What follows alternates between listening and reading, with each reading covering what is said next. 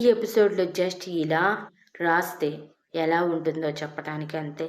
అక్షిత్‌కి gun పెట్టి బెదిరించిన ఇవాన్‌ని చూసి అక్షిత్ నాన్నగారు భయపడుతూ "నీ కొడుకు, నీ కొడుకు నా దగ్గరే ఉన్నాడు ఇవాన్" అని అరిచారు. "ఏంటి?" అంటూ షాక్ అయిన ఇవాన్ గన్ తీయకుండానే కళ్ళు పెద్దవి చేసి చూస్తుంటే, "అవును, హాస్పిటల్‌లో చనిపోయాడు అనుకున్న నీ కొడుకుని నేనే దాచిపెట్టాను. నువ్వు నా కొడుకుని వదిలేస్తే తప్పకుండా నీ కొడుకుని నీకు అప్పగిస్తాను. కావాలా నీ కొడుకు?" అని అడిగి, "నేను చెప్పింది కాదని నువ్విప్పుడు నా కొడుకు ప్రాణాలు తీస్తే, నీ కొడుకు ప్రాణాలు గాల్లో కలిసిపోతాయి. ఇప్పటికీ కూడా నీ కొడుకు నా అండర్‌లోనే ఉన్నాడు. ఎలా బ్రతుకుతున్నాడు నువ్వు కనీసం ఊహించలేవు" అని సీరియస్‌గా అన్నారు.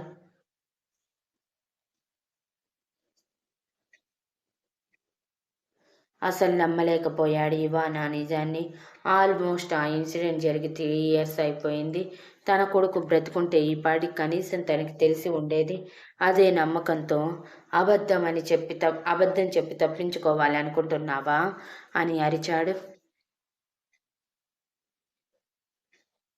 లేదు లేదు, నేను నిజం చెప్తున్నా.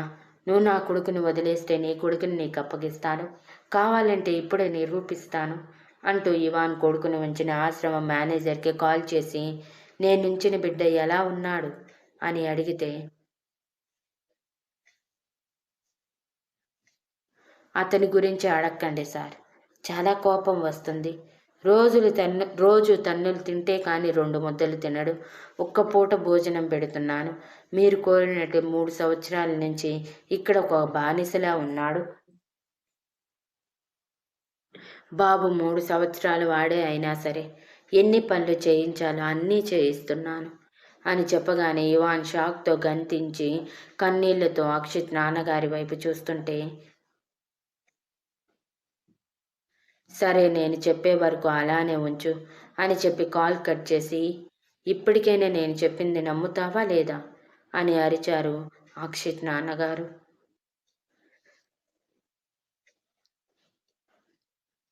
లేదు, నువ్వు చెప్పింది అబద్ధం. కావాలని అబద్ధాలు చెప్పిస్తున్నావు అని అరుస్తుంటే అక్షిత్ నాన్నగారు కన్నింగా నవ్వుతూ, ఇప్పటికీ నీకు నమ్మకం కుదరకపోతే రేపే నీ కొడుకు శవాన్ని నీకు పంపిస్తాను అని అనగానే నెక్స్ట్ సెకండ్ గన్ పేలిన సౌండ్ వినిపించింది. ఆ సౌండ్కి ఉలిక్కిపడిన ఆయన ఎదురుగా చూసేసరికి అక్షిత్ పాయింట్ బ్లాక్లో బుల్లెట్ వెళ్ళి అతని కణత నుంచి రక్తం కారటం కనిపించింది. అది చూడటమే ఆయన పిచ్చోడిలా ఎగురుతూ తిన్న తన్నులకి కూడా పట్టించుకోకుండా ఇప్పుడు ఇప్పుడే నీ కొడుకుని చంపేస్తాను అరుస్తూ ఫోన్ చేయబోయేలోపు నెక్స్ట్ బుల్లెట్ ఆయన గుండెల్లో దిగింది. అది చూసిన అక్షిత్ అమ్మగారు గట్టిగా అరుస్తూ పిచ్చిదానిలా బిహేవ్ చేస్తూ రేయ్ అని ఇవాన్ మీదకి రావటంతో ఇవాన్ తన చేతికి దగ్గరగా ఉన్న ఫ్లవర్ వాజ్ని ఒక కాలితో కొట్టగానే అది సూటిగా వెళ్ళి ఆవిడ తలకి బలంగా తగిలింది.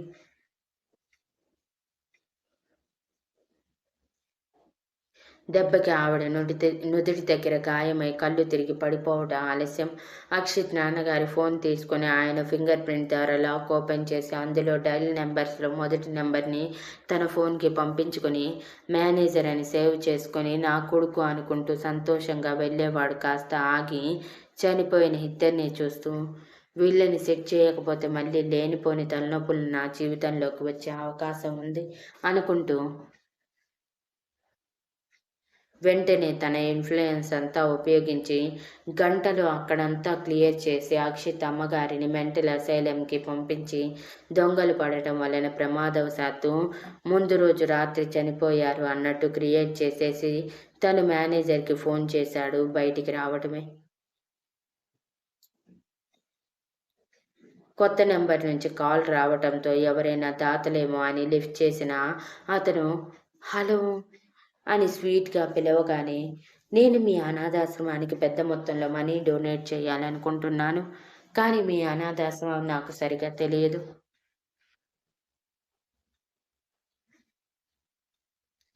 మీరు అడ్రస్ చెప్పారంటే, నేను ఇప్పుడు సిటీలోనే ఉన్నాను. వెంటనే వచ్చి మీరు అడిగిన అమౌంట్ ఇస్తాను అని స్వీట్గా మాట్లాడాడు ఇవాన్. కోపానికి పోతే తన కొడుకే ప్రమాదంలో పడతాడు అన్న భయంతో.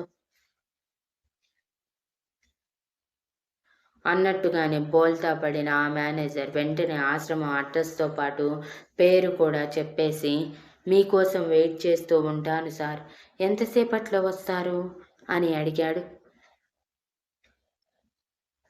ఎంతసేపో కాదు, జస్ట్ హాఫ్ అన్ అవర్లో వచ్చేస్తాను అని చెప్పి అక్షిత్ నాన్నగారి చావు న్యూస్ బయటికి వచ్చేలోపు ఆశ్రమం చేరటం, ఆవేశంగా మేనేజర్ని కలిసి ముక్కు పగలగొట్టి మాటలు కూడా లేనట్టు ముక్కు నుంచి నోటి నుంచి రక్తం కక్కేలా చేసి తన కోపం తీర్చుకున్నాక, నా కొడుకెక్కడా అని ఆవేశంగా అడిగాడు.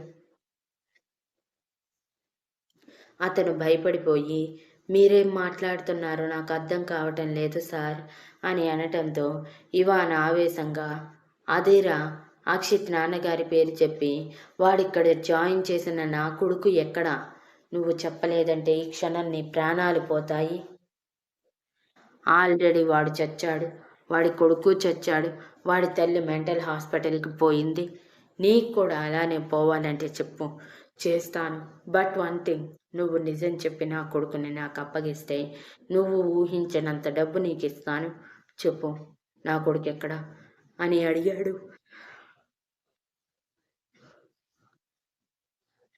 అతను కొంత భయం, కొంత ఆనందంతో, ఇప్పుడిప్పుడే చూ ఇప్పుడు ఇప్పుడే చూపిస్తాను సార్ రండి అంటూ ఇవాన్ని తీసుకొని ఒక స్టోర్ రూమ్ లాంటి రూమ్కి తీసుకువెళ్ళాడు.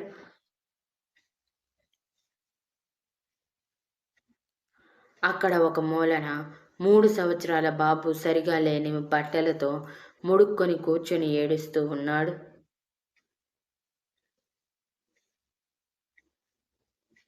అతని ఒంటి మీద దెబ్బలు ఇప్పటికీ పచ్చిగానే ఉన్నాయి అన్నదానికి గుర్తుగా ఎర్రగా వాచి కనిపిస్తున్నాయి. అవి చూడటమే, ఇవాన్లో రాక్షసుడు బయటికి రావటమే ఆవేశంగా మేనేజర్ మీద విడుచుకుపడదామనుకున్నాడు.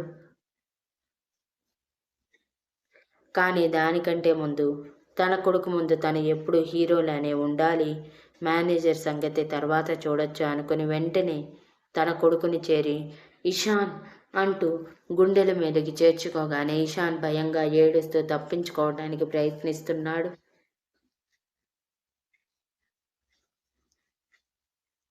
3 సంవత్సరాలలో 2 సంవత్సరాల నుంచి బాబు నడవటం స్టార్ట్ అయినప్పటి నుంచి దెబ్బలు ప్రతిరోజు పడుతూనే ఉన్నాయి. అలానే కొత్తగా వచ్చిన వాళ్ళు కూడా కొడుతున్నారేమో అనుకుని భయంతో గట్టిగా ఏడుస్తూ ఫెయింట్ అయ్యాడు.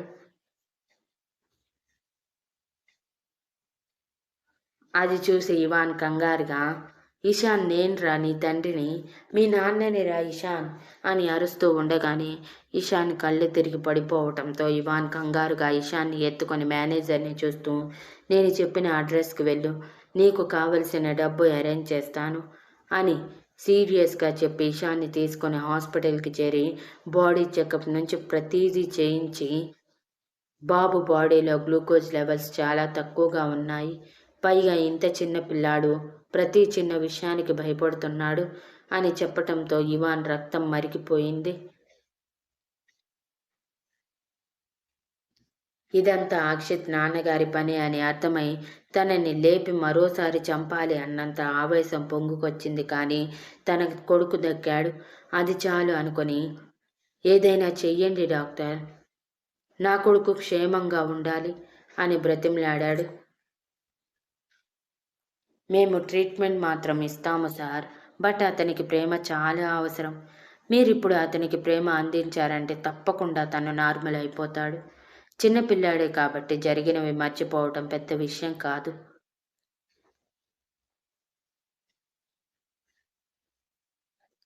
ఈ వయసులో ప్రేమ అందిస్తే తప్పకుండా అతనే మీకు తగ్గట్టు మోల్డ్ అవుతాడు అని చెప్పటంతో డాక్టర్కి థ్యాంక్ యూ చెప్పి ఇషాన్ని జాగ్రత్తగా చూసుకోమని వెంటనే పక్కనే ఉన్న మాల్కి వెళ్ళి బ్రాండెడ్ బట్టలు తీసుకువచ్చి కింద నుంచి పైదాకా ఇషాన్ శరీరంలో ఏ భాగం కనిపించకుండా వేసి, నేను నా కొడుకుని తీసుకువెళ్తాను డాక్టర్ అని చెప్పి డిశ్చార్జ్ ఫార్మాలిటీస్ కంప్లీట్ చేసి మెడిసిన్ తీసుకుని ఇంటికి బయలుదేరిన ఇవాన్ కళ్ళు పదే పదే వర్షిస్తూనే ఉన్నాయి.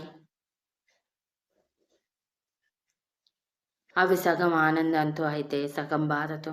ఇంతవరకు తన కొడుకు బ్రతికున్నాడని నిజం తెలుసుకోకుండా ఒక భ్రమలో మిగిలిపోయినందుకు తన మీద తనకే కోపం. మరోవైపు తన కొడుకు ఇప్పటికైనా తన దగ్గరికి చేరినందుకు సంతోషం.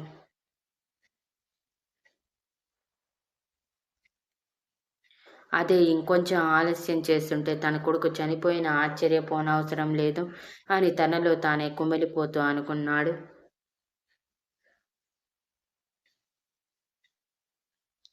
అలా ఇషాన్ని తీసుకుని ఇంటికి చేరేసరికి ఇషాన్‌కి మెలకువ రావటమే ఎదురుగా ఉన్న ఇవాన్‌ని చూసి భయపడుతూ ఉంటే, ఇవాన్ ఇషాన్ని దగ్గరికి తీసుకొని తన మొహం మొత్తం ముద్దులు పెడుతూ, "కన్నా, నేను నీ డ్యాడీనిరా, కన్న తండ్రిని, మమ్మీని చూస్తావా?" అని అడిగాడు. అప్పటి వరకు అప్పుడప్పుడు ఆశ్రమానికి వచ్చే పిల్లల దగ్గర తల్లి, తండ్రి ఉండటం గుర్తు చేసుకుని, "నిజంగానా?" అని మొదటిసారి అడిగాడు ముద్దు ముద్దుగా. "నిజంగా నిజం కన్నా!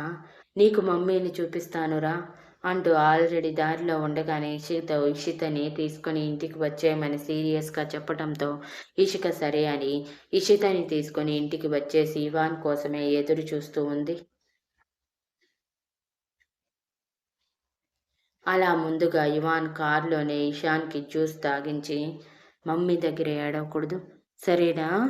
అని అర్థమయ్యేలా చెప్పి నిదానంగా ఎత్తుకొని గుమ్మం వరకు వచ్చాక, మమ్మీ, డాడీ, నాని, తాతయ్య, ఇషు, ప్రిన్సెస్ అని అరుస్తూ ప్రతి ఒక్కరిని హాల్లోకి రప్పించిన ఇవాన్ ఆనందంగా, "దిష్టి తీయండి, నేను నా కొడుకుతో పాటు వచ్చాను" అనగానే అందరూ షాక్‌గా ఏంటి అని అరిచారు. ఇప్పుడు ఇషికకి నిజం తెలిసాక ఇషిక రియాక్షన్ ఏంటంటారు? మీరు ఊహించి చెప్పండి ఫ్రెండ్స్. ఇంకో 2 అప్డేట్స్ ఉన్నాయి. అవి కూడా డైలీ ఇస్తాను. Thank you for listening and please like, share, comment and subscribe.